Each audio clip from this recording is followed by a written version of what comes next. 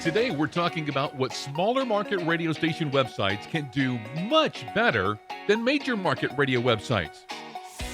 This is Better Radio Websites, the podcast for radio professionals who want to see their website generate more traffic and revenue. Each week, your host, Jim Sherwood, and his special guests give you time-tested tips and secret tricks to ensure your radio station dominates digital in your market. Here we go. Hi, it's Jim, and welcome to Better Radio Websites, where our goal is to help you get more visitors and the most revenue from your radio station website. Thanks a lot for tuning in this week. Well, most of the websites we serve here at Skyrocket Radio are in smaller markets, and being in a smaller market, it's natural to compare your radio station website against those in large to major markets. That's natural. But keep in mind, though, that the dynamic is completely different in those bigger cities than in the smaller ones.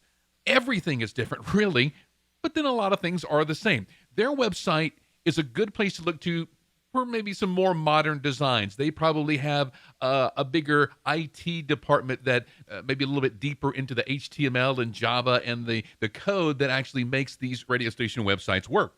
But these major markets are certainly not where you want to go to when you're looking to know what should I do in the content department, because they are completely different. The content that you choose for your radio station website should be easily relatable to your local audience. If you copied a major market radio station website for your smaller market, you might not see any substantial traffic there. It's the content that keeps people coming back day after day.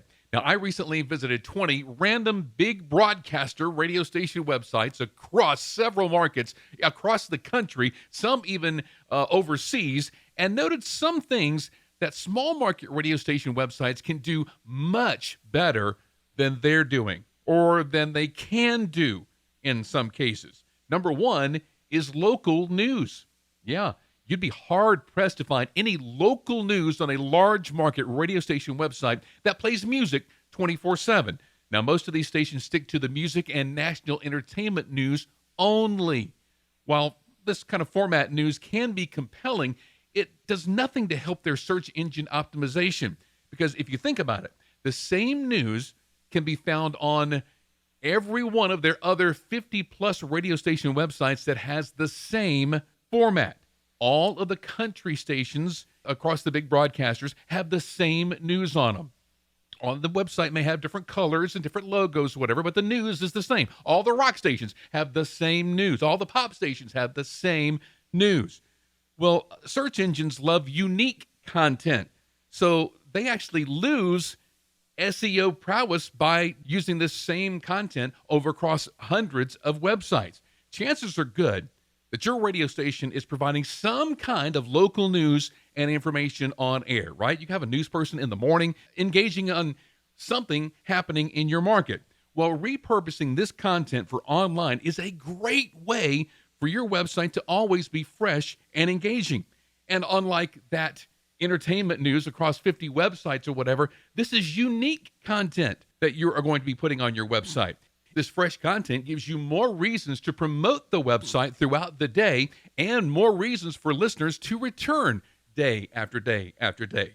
The only local news that you'll find in really larger markets are on the news talk station websites. We don't want to leave them out. It was good to see that a couple of the music station websites that I went to are actually using the local news RSS feed from their news talk station as a means of cross promotion. So maybe a little widget over there to the side mentions some of the local news stories, and then when you click on it, it opens up in the News Talk Station website. That was good to see because it's great cross-promotion whenever you have sister stations in a market like that. All right, the second thing that a smaller market radio station website that can do a whole lot better than a large market website is local sports.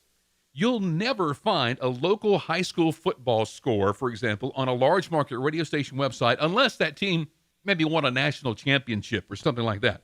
On the other hand, smaller market radio stations, they've turned local sports into major revenue streams. We're talking like to the point of needing a website just for local sports, in addition to the radio station, because it got so big on the radio station website that they needed a separate brand just for local sports. And that is awesome. They're turning that into major, major money. So work out deals with the local high schools to provide their news, scores, and even streaming their events on the station website. Now, fall sports, they are huge, and it's never too early in the year to start planning for them. That's going to be here before you know it, as a matter of fact. All right, number 3, events. Big markets simply have a lot going on in their markets, and that makes it really more difficult for them to include really anything on their station website. So most large market radio stations will only cover major events that they sponsor, and then their concerts or music festivals that are nearby, only if one of their artists are going to be there, or if the music that they play there is going to be maybe what they play on the radio station. Otherwise, they don't have any other events. Now, your smaller market radio station website, it can do a whole lot more. It can really cover everything in your market. True, now most listeners will not care about every quilting gathering, town council meeting, or bingo night, but let your unique market be the judge of how deep you go with events on your radio station website. Now, in a small enough market, your station website can become the place that everyone goes to find out what's happening in your area. We've known a lot of radio station websites become major information hubs in their market, to the point of almost putting newspapers out of business. So this is something that you can do. And whenever you can get on board with this, it's going to bring substantial traffic to your website and substantial revenue to go along with it whenever you can show those numbers to clients. Because when a lot of people comes to your station website, that's like showing them ratings. And we have some radio station websites that are showing numbers in the hundreds of thousands per week and per month. And those are hard numbers to turn down if you're a client. Wait a minute, you have 150 or 200,000 visitors coming to your radio station website every single month? Yeah, sign me up. They can't argue with that. All right, number 4, contest. Yes, the major market players have great contests, or they sound great, but most of them are national contests. They sound huge on air, but listeners, look, they're smart. They realize that these are difficult to win.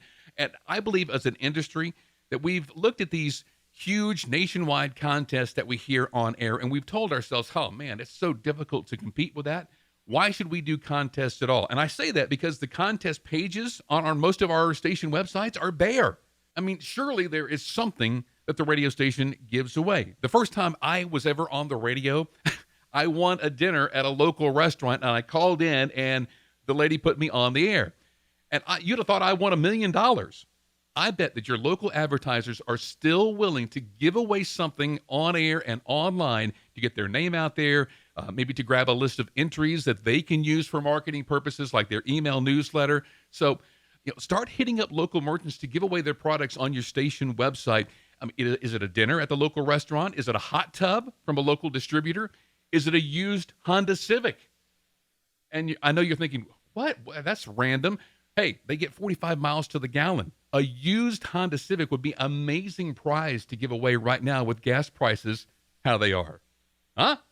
Either way, there's a promotion out there that a client is willing to pay for. Just be sure to include a website component so it can be shared out on their social media channels as well as your own.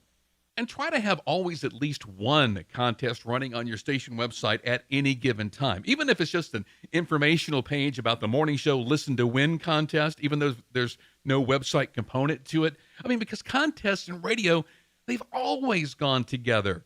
So when your contest page is bare, it really does give the appearance that the station doesn't have anything going on right now. It's not very active.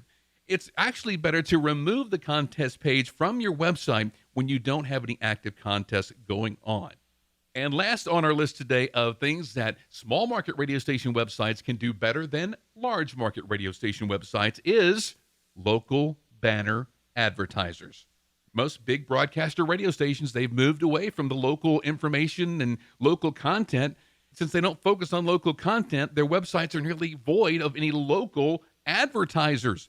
Sure, they got the national, the Google ads and that sort of thing on there.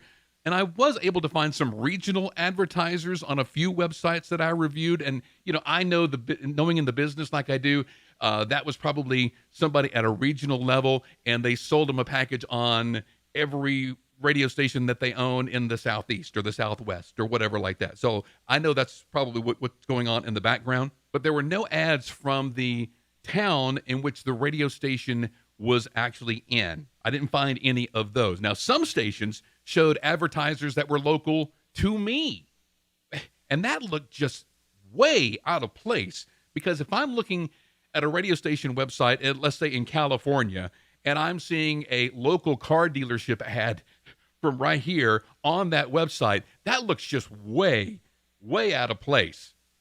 I mean, it doesn't make me think about the local advertiser anymore. It just looked out of place because I wanted a vibe of that California station that I went to. All right, so wrapping up, don't ever think that the big broadcaster radio stations have more staff and they're able to do a whole lot more. By and large, that's simply not the case. In many cases, they have less people than you do. They may have one, possibly two or three, unlikely four or more people with internet access at all. I mean, I personally know one medium market radio station cluster of 6 radio stations. Only one person in the building has access for all 6 of those station websites.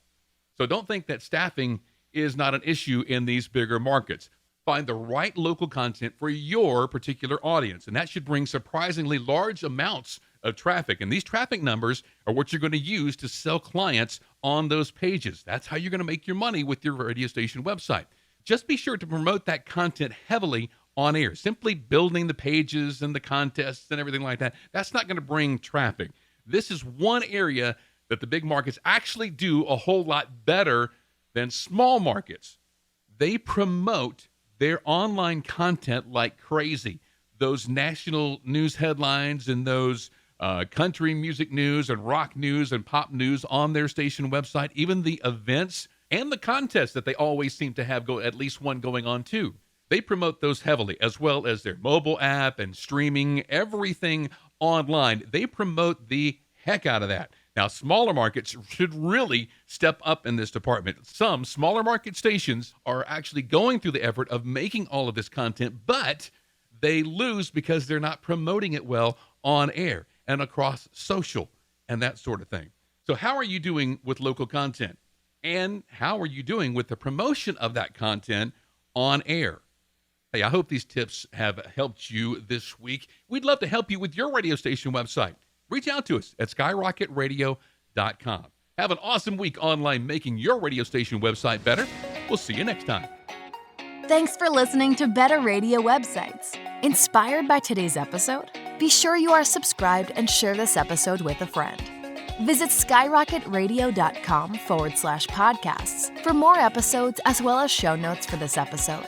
Need help starting or making your station website better? Visit skyrocketradio.com.